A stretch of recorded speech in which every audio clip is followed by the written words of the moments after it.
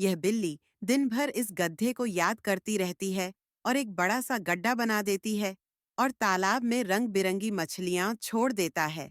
मछली कुछ ही दिनों में परिपक्व हो जाती है, लेकिन एक दिन शेर तालाब की मछलियों को पकड़ लेता है और उन्हें खाने लगता है। तभी बिल्ली ने यह सब देखा और अपनी झोपड़ी में आकर बाघ से लड़ने लगी।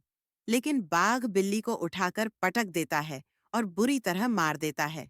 तभी गाय पुलिस को बुलाती है और पुलिस आती है और बिल्ली पुलिस को सब कुछ बता देती है। पुलिस को बिल्ली पर विश्वास है और वे बाघ को हथकड़ी लगाकर ले जाते हैं। क्या आपने इस मेहनती बिल्ली की सदस्यता भी नहीं ली है?